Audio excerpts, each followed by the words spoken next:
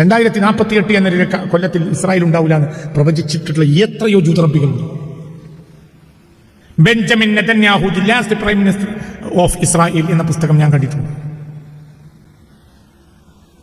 Benjamin Netanyahu, the last prime minister of Israel, ഇസ്രായേലിന്റെ അവസാന പ്രധാനമന്ത്രി. അറബ് സമൂഹത്തിലെ ഏറ്റവും ശക്തിയുള്ള രാജ്യമായിരുന്നു ഇറാഖ്.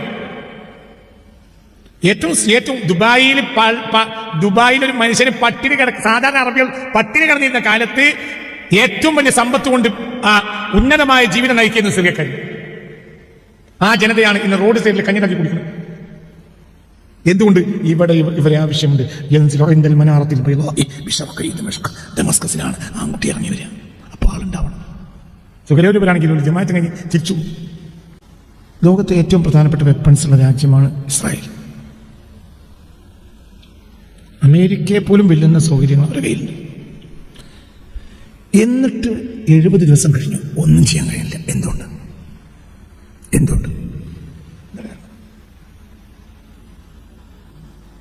പഠിക്കണം.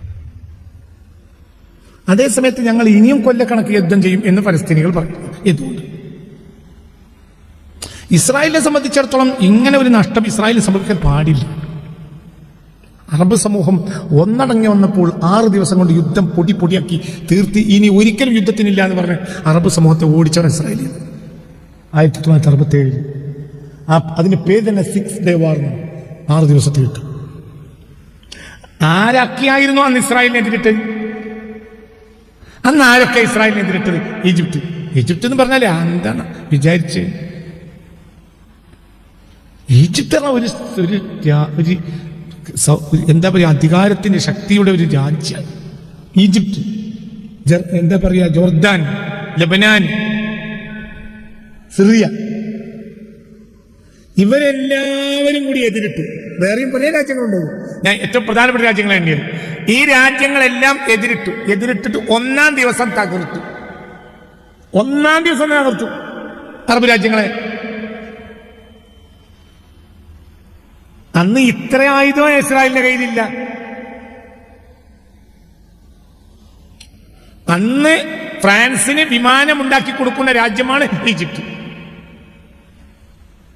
ഫ്രാൻസിനും റഷ്യക്കുമൊക്കെ മനസ്സിലായില്ലേ? ഫ്രാൻസിനും റഷ്യക്കും എല്ലാം ആവശ്യത്തിനുള്ള യുദ്ധവിമാനങ്ങൾ ഉണ്ടാക്കി കൊടുക്കുന്ന രാജ്യമാണ് ഏത്? ഈജിപ്ത്. ആ ഈജിപ്ത് അടക്കമുള്ള രാജ്യങ്ങൾ തോറ്റു. 6-ാം ദിവസം നമ്മൾ യുദ്ധത്തിന് ഇവര് ഇനി തല്ലരുതേന്ന് പറയാനുള്ള ദിവസമാണ് 6-ാം ദിവസം. 1-ാം ദിവസം തോറ്റു. ഇന്ന് 7 ദിവസം കഴിഞ്ഞു. ആരെവിടെ അടിക്കണുള്ളൂ? അറബ് രാജ്യങ്ങൾ അടിക്കണില്ല. ഒരു സംഘടന, ഹമാസ് ഒരു സംഘടന. ഹമാസിനെ അനുകൂലിക്കാത്ത ആളുകൾ ഫലസ്തീനിലുണ്ട്. ഫതഹുള്ളയുണ്ട്. അവർ ഹമാസിനെ അംഗീകരിക്കില്ല. ഫതഹുള്ളാഹിനോട് യുദ്ധം ചെയ്തിട്ടാണ് എന്ത് ചെയ്തത്? മനസ്സിലായി പറഞ്ഞത്. അതെ, അടക്കമുള്ള സംഘങ്ങളോട് യുദ്ധം ചെയ്താണ് ഇവര് ഈ ഫലസ്തീൻ പിടിച്ചെടുക്കുന്നത്. ഈ പാർട്ടി ഹമാസ് പിടിച്ചെടുക്കുന്നത്. PLO ഉണ്ട്, വേറെ പലതും ഉണ്ട്. അപ്പൊ അവിടെയുള്ള സംഘടനകളുടെ കൂട്ടത്തിലെ ഒരു സംഘടന മാത്രമാണ് എന്ത്? ഒരു രാജ്യം മൊത്തത്തിലുമല്ല. ആ രാജ്യത്തിന് ഇപ്പോഴത്തെ അധികാരികൾ ഹമാസാണ് എന്നെയുള്ളൂ. അതേസമയം ആ രാജ്യത്തെ ഹമാസിനെ അനുകൂലിക്കാത്ത ഒരുപാട് ആളുകളുണ്ട്, ഒരുപാട് സംഘടനകളുമുണ്ട്. എന്നിട്ടും 6 ദിവസം കൊണ്ട് അറബ് സമൂഹങ്ങളെയും രാജ്യങ്ങളെയും വലിയ അധികാരവും വിമാനങ്ങളും സൗകര്യങ്ങളും എന്താ പറയാ വലിയ ആയുധങ്ങളും എല്ലാമുള്ള രാജ്യങ്ങളെ ഒരു ദിവസം കൊണ്ട് തോൽപ്പിച്ചിട്ട് 6-ാമത്തെ ദിവസം ഇനി അടിക്കരുതാണ് കരിഞ്ഞോയി അറബികൾ. അതിനേശം അറബികൾ അങ്ങനെ ഒരു കാര്യത്തിന് മെനക്കെട്ടിട്ടുമില്ല. അതേ സമയത്ത് അതിന്റെ 100 ഇരട്ടി അല്ല 1000 ഇരട്ടിയല്ല ഇപ്പോൾ അവരെ കയ്യിലായിട്ടുള്ളത്. അധികാരം, ശക്തി, സ്വാധീനം എല്ലാം ഉണ്ട്. 70 ദിവസം നിന്നിട്ടും കിടക്കുകയാണ്. ഒരു സംഘടനയോ ഒരു ചെറിയ സംഘടന അവർ പറയുന്നു ഞങ്ങൾ ഒരിക്കലും തളർന്നിട്ടില്ല, ഞങ്ങൾ തളരൂല്ല, ഞങ്ങൾക്ക് ഇനിയും എത്രയും യുദ്ധം ചെയ്യാൻ സൗകര്യമുണ്ട്. ഇതില് ഹമാസ് തോറ്റാൽ തന്നെ ഇസ്രായേൽ പരാജയപ്പെടും. പിന്നീട്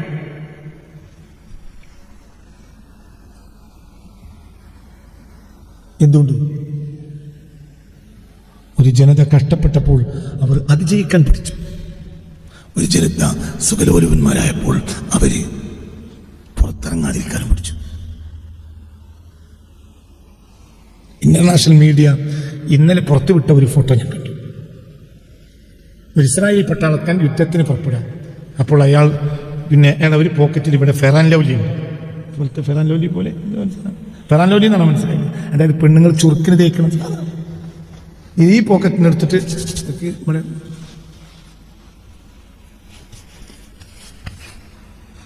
കണ്ണാടിക്ക് നോക്കി, പിന്നെ മറ്റേതെടുത്തിട്ട് വീണ്ടും വീണ്ടും ഇവിടെ തേച്ചു. ഇവിടുത്തെ പോണേ പുതിയ പിള്ളേർക്കകത്താണല്ലോ. എടുക്ക ആ ജനത തോൽക്കും, ആ ജനത തോറ്റേറ്റു.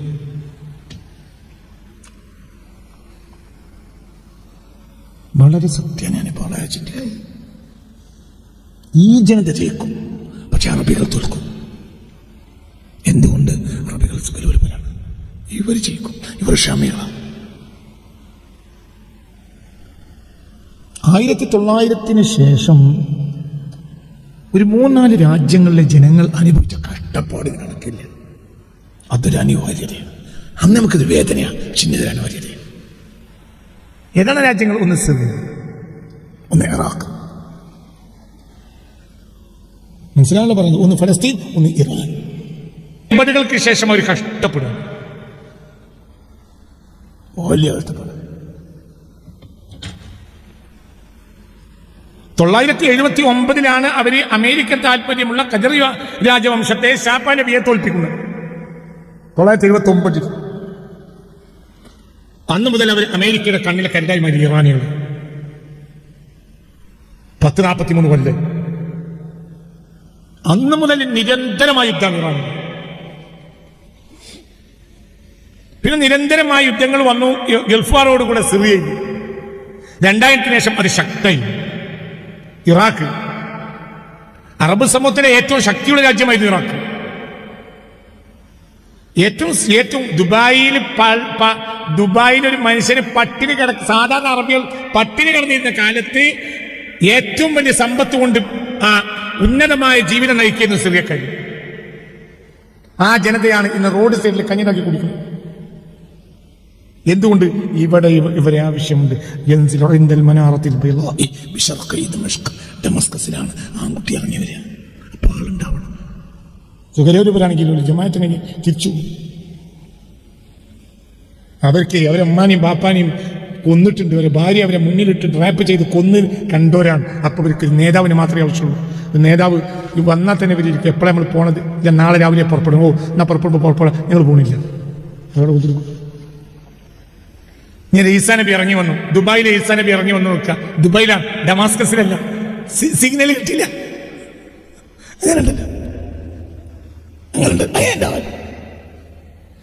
കരിപ്പൂരിൽ ഇറങ്ങുന്ന ഫ്ലൈറ്റിന് സിഗ്നൽ കിട്ടാതെ നെടുമ്പാശ്ശേരി ഇറങ്ങലുണ്ടല്ലോ. ആകാശത്ത് ഇറങ്ങി വരുന്ന ഈസാ നബിക്ക് ഡമാസ്കസിൽ സിഗ്നൽ കിട്ടില്ല. സങ്കല്പിച്ചാളി നടക്കൂല, കാര്യമല്ല. സങ്കല്പിക്കാലോ. ഡമാസ്കസിൽ ഇറങ്ങുന്ന ഈസാ നബിക്ക് സിഗ്നൽ കിട്ടാതെ കൊണ്ട് ദുബായിലാണ് ഈസാ നബി ഇറങ്ങിയതെങ്കിലോ. ഇറങ്ങിയപ്പോൾ തന്നെ ഈസാ നബി പറഞ്ഞു, എന്താ ഞാൻ ഈസാ നബിയാണ്, ഞാൻ യേശു ക്രിസ്തുവാണ്, ഞാൻ ഈസാ നബിയാണ്. ഇതാ നമ്മൾക്ക് അനീതി നാടാകെ നടന്നിരിക്കുന്നു. പള്ളിയിലുള്ളവരെ അസർ നിസ്കാരം കഴിഞ്ഞു, നമ്മൾ ജമാഅത്ത് കഴിഞ്ഞാൽ പുറപ്പെടും.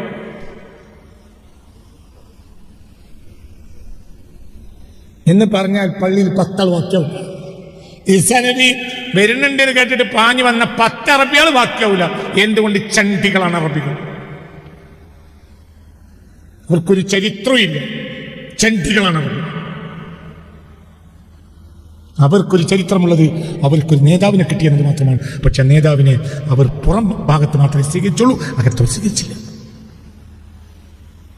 ഒന്നുമില്ല. അതേസമയത്ത് കുർദികളുടെ വന്നതെങ്കിലോ, ഡമാസ്കസ് നടുവിലാണ് വന്നതെങ്കിലോ, ഫലസ്തീനിലാണ് ഇറങ്ങിയതെങ്കിലോ ഒരു പോവനല്ല. എന്തുകൊണ്ട്? എവിടേക്കും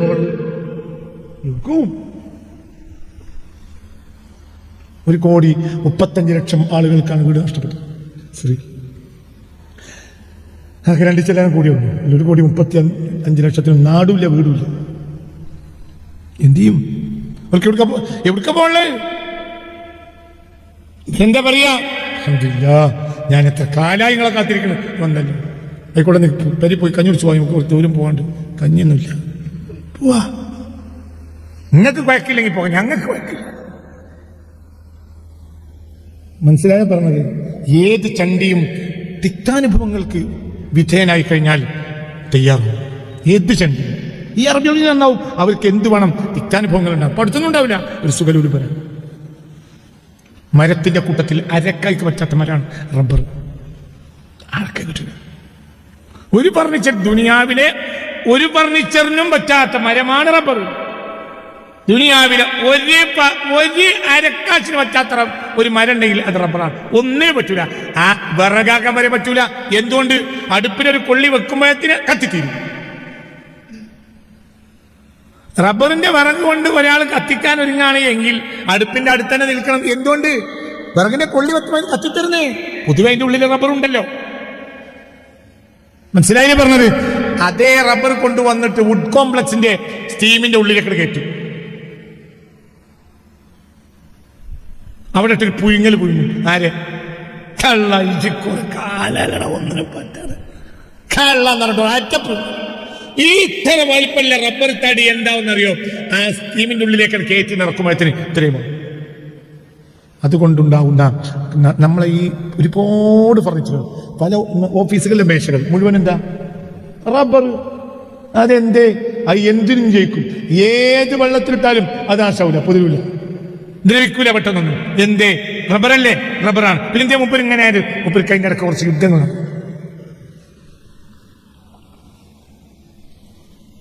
ഈസാ നബി വരാനായിട്ടുണ്ടെന്നും മഹദി ഇമാം വരാനായിട്ടുണ്ടെന്നും മനസ്സിലാകാത്തത് നമുക്ക് ഈ മുസ്ലിം സമുദായത്തിന് മാത്രമാണ്. നമ്മളിൽ ആ ചർച്ചയില്ല.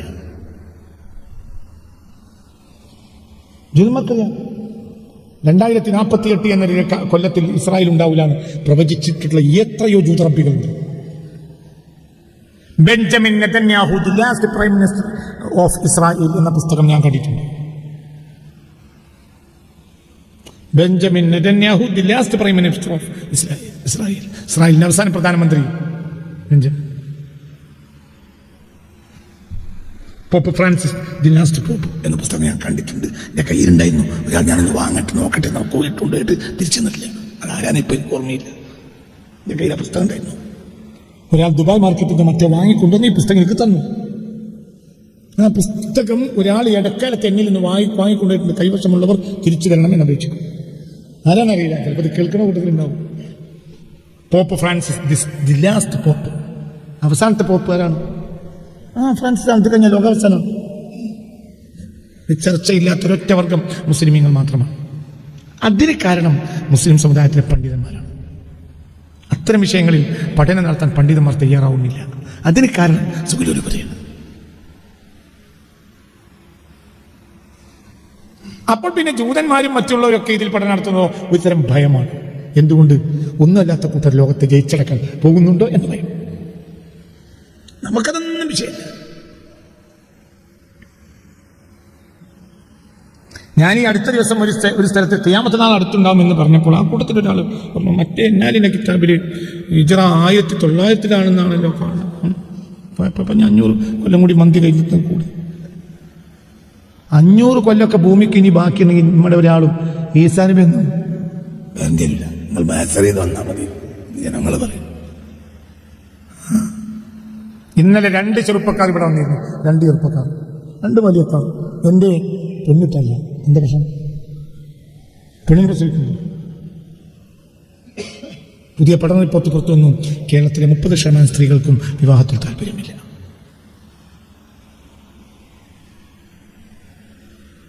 പെണ്ണുങ്ങൾ നാട്ടിലുണ്ട്, പെണ്ണുങ്ങൾ നാട്ടിലില്ലേ? ഉണ്ട്.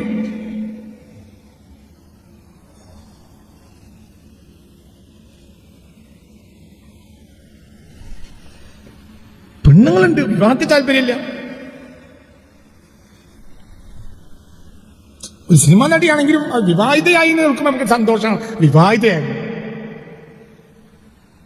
വിവാഹിതയാവുക. ഒരു സിനിമാ നടൻ വിവാഹിതനായി എന്ന് പറഞ്ഞാൽ ഒരു പരിധിയിൽ ഒതുങ്ങിയല്ലോ, വിട്ട് ആക്കിയ ഒരു കാളെ പോലെയല്ലോ. ഒരു സിനിമാ നടിയാണ് വിവാഹിതയായി എന്ന് പറയുമ്പോൾ നമുക്ക് സന്തോഷമാണ്. അതാരോ ആട്ടെ, ഒരു വിവാഹം എന്ന് പറഞ്ഞാൽ ഏതൊരു ജനതയിലും വിവാഹത്തെ നമ്മൾ സന്തോഷിക്കണം. വിവാഹത്തിന് വിളിച്ചാൽ പോകണം. അത് ആരും വിളിച്ചാൽ പോകണം. എന്തുകൊണ്ട്? വിവാഹം എന്നാൽ ഒരു പരിധിയാണ്. മനസ്സിലായില്ലേ പറഞ്ഞത്? ഒരു കുടുംബം, വിവാഹിതരായ ഒരു ഭാര്യ ഭർത്താവ് ഇസ്ലാമിൽ പ്രവേശിച്ചാൽ നിക്കാഹ് മടക്കേണ്ടതില്ല. എന്തുകൊണ്ട്? ഏതൊരു ജനത്തിന്റെയും വിവാഹത്തെ ഇസ്ലാം അംഗീകരിക്കും. ഇസ്ലാം അംഗീകരിക്കാത്ത വ്യഭിചാരം മാത്രമാണ്. അത് പൂമാലിട്ട് നിക്കാഹ് ചെയ്തതാണ്, ഇനി തുക വരേണ്ട ആവശ്യമില്ല. ആയിക്കോട്ടെ, അത് അംഗീകരിക്കും. എന്തുകൊണ്ട്? ആ ജനതയുടെ ക്രിയ അങ്ങനെയാണ്. ഒരു ജനതയുടെ ക്രിയ ഒരു എന്താണ്, ഒരാണ് മുന്നിൽ നിന്ന് അവന്റെ എന്താ പറയാ മുന്താണിയുടെ ബാക്ക് പിടിച്ചിട്ട് പെണ്ണ് നടക്കലായിരിക്കാം. അത് അവരുടെ രീതി അങ്ങനെ ഇരിക്കാം. എന്നാലും അത് നിക്കാഹെ പരിഗണിക്കും. നിങ്ങൾക്ക് പറഞ്ഞത് മനസ്സിലായി? നിക്കാഹ് എന്നത് ഏത് രീതിയിലാണെങ്കിലും അതിന് എന്തൊക്കെ രീതി വ്യത്യാസമുണ്ടെങ്കിൽ ഇസ്ലാം അംഗീകരിക്കും. അതൊരു ജനം നോക്കി നിൽക്കുന്നുണ്ട്. ആ പെണ്ണ് ഇന്നു മുതൽ അവന്റേതാണ്. അവര് നിക്കാഹു അല്യാനു, നിക്കാഹ് എന്നാൽ പരസ്യപ്പെടുത്തലാണ്. നിക്കാഹ് എന്ന വാക്കിന്റെ ഒരർത്ഥം പരസ്യപ്പെടുത്തൽ. അതായത് ഈ പുരുഷൻ ഇനി ഈ പെണ്ണിന്റേതും ഈ പെണ്ണ് ഇനി ഈ പുരുഷന്റേതുമാണ് ഒരു വ്യവസ്ഥപ്പെടുത്തുക. അവന്റെ വണ്ടിയുടെ ബാക്കിലോ അവന്റെ തൊട്ടടുത്ത സീറ്റിലോ പോകാൻ ഇനി അവൾക്കാണ് അർഹത. മനസ്സിലായില്ലേ? പിറ്റേന്ന് വേറൊരാളെ പെണ്ണിനെ മോട്ടോർ സൈക്കിൾ കണ്ടാലോ എന്റെടോ, അപ്പോ എന്ത് ചെയ്യണം? ഞാൻ വേറെ പെണ്ണ് കെട്ടിയിരുന്നു സർട്ടിഫിക്കറ്റ് കാണിക്കണം, ഇല്ലെങ്കിൽ പോലീസ് പിടിക്കും, നീ നാട്ടിൽ കൈകാര്യം ചെയ്യും. ഇന്നലെയല്ലേ കല്യാണ ചോദ്യം ഞങ്ങൾ കാണാനല്ലേ മറ്റേ ആ കുട്ടി ഇവിടുന്ന് സ്കൂളിൽ പോയിരുന്നത്? ആ കുട്ടിയല്ലേ ഇത് ഇവിടുന്ന് ഒപ്പിച്ചുകൊണ്ടെന്ന്. വിവാഹം ചെയ്യാതെ ആണെങ്കിലും പിടികൂടും. ഇന്ന് പിടികൂടാത്തത് ഒരു ലിബറലിസം നമ്മുടെ ഇടയിൽ വന്നിട്ടാണ്. ഇന്നലെ വരെയുള്ള അങ്ങനെയല്ല. എന്താ അങ്ങനെ ചിറ്റിക്കളി? ഒരു പെണ്ണിനെ ബസ് സ്റ്റോപ്പിലുള്ള ഒരു പെണ്ണിനെ നോക്കണം വയ്ക്കൂല. എന്തേ? എന്നാ ജോളപ്പണ് പോയിക്കോ. എന്തേ അങ്ങനെ പറഞ്ഞില്ലേ? ആ കളി ഇവിടെ നടക്കൂല. ഇത് കുതിരയുടെ മറ്റേ സ്ഥലമല്ല, ഇവിടെ ആണുങ്ങളുണ്ട് പറയില്ലേ? എത്ര പറഞ്ഞിരുന്നു? അപ്പൊ നിക്കാഹ് എന്ന കാര്യത്തെ നമ്മൾ അംഗീകരിക്കണം. അതേത് മതാണെങ്കിലും. മതമില്ല.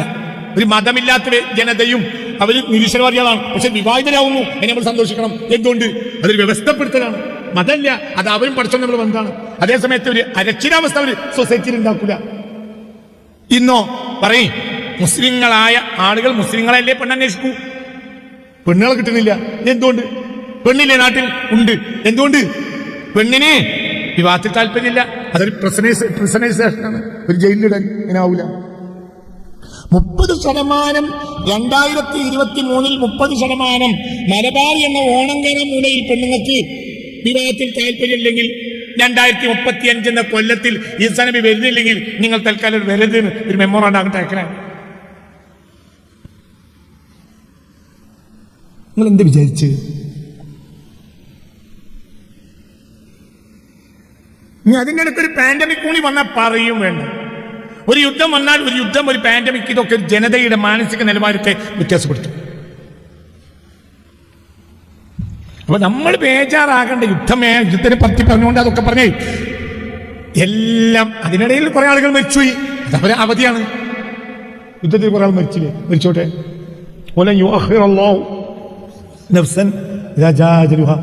അവധിയത്തെ മരിക്കും.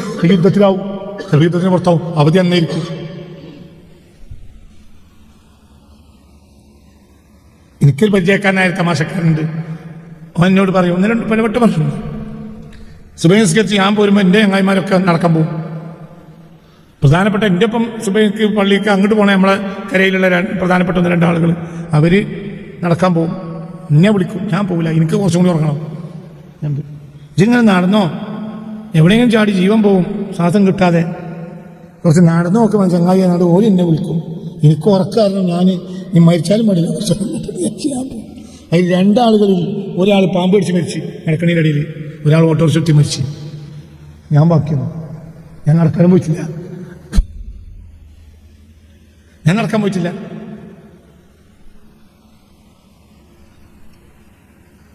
നിങ്ങൾക്ക് മനസ്സിലായി? മറ്റേ ഇതുണ്ടല്ലോ, എന്താ പറയാ, ഓടുന്ന മെഷീൻ, എന്തായാലും പറയാ, ട്രെഡ്മിൽ കണ്ടുപിടിച്ച ആള് 54-ാമത്തെ വയസ്സിലാണ് മരിച്ചു. കെൻഡാക്കി ചിക്കൻ കണ്ടുപിടിച്ച ആൾ 104 വയസ്സിലാണ് മരിച്ചു. അതൊക്കെ തിന്നണ പണിയിരുന്നു. ലോകത്ത് ആരോഗ്യം ഉണ്ടാക്കാൻ വേണ്ടി ഓടാമെന്നത് ട്രെഡ്മില്ലിൽ ഓടിയിട്ട് വ്യായാമം ഉണ്ടാക്കുന്ന കണ്ടുപിടിച്ച ആൾ 54-ാം വയസ്സിൽ മരിച്ചു. അതൊന്നും വേണ്ട, നിങ്ങൾ തിന്നോളിന്ന് ഓടിപ്പിച്ച ആള് 104 വയസ്സിൽ മരിച്ചു. സിഗരറ്റ് കണ്ടുപിടിച്ചാലും 104 വയസ്സിൽ മരിച്ചു. ഇതൊന്നും കണക്കല്ല. അജലാലേക്കും അല്ലാ. കുറച്ചാളുകൾ ഞാൻ മനസ്സിലായില്ലേ, കുറച്ചാളുകൾ അവിടെ യുദ്ധത്തിന് പോയി യുദ്ധം ഉണ്ടായില്ല, എന്നാലോ ഇന്ന് ജീവിക്കും. നിങ്ങൾ പോസിറ്റീവായി ചിന്തിക്കും. അതിന്റെ അർത്ഥം യുദ്ധം ഉണ്ടാക്കിക്കൊല്ലണമെന്നാണോ? അല്ല. നമ്മൾ ഒരു കാര്യം റബ്ബിന് വിട്ടുകൊടുക്കണം. ജീവിതവും മരണവും ഒക്കെ റബ്ബുമായി ബന്ധപ്പെട്ടതാണ്. അവര് മരിക്കേണ്ട ദിവസം അന്ന് തന്നെയാണ്. അതേസമയത്ത് അവര് അക്രമികൾക്ക് അല്ലാഹു ശിക്ഷ കൊടുക്കും. അവരും ഷഹീദായി മരിച്ചാൽ അവർക്ക് വലിയ കൂലിയും കിട്ടും. അവരുടെ ദോഷങ്ങളൊക്കെ അല്ലാഹു തആല പുറത്തു കൊടുക്കും. ഓട്ടോറിക്ഷത്തിൽ മരിച്ചാൽ അതുണ്ടാവില്ല. യുദ്ധക്കളത്തിൽ മരിച്ചാൽ അല്ലാഹു തആല എല്ലാം പുറത്തു കൊടുക്കും. അതിന്റെ അർത്ഥം യുദ്ധം ഉണ്ടാക്കണമെന്നല്ല.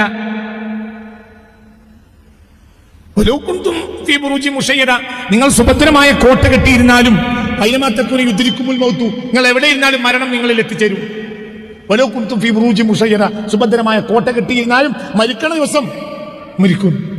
എന്താണ് മരിക്കും?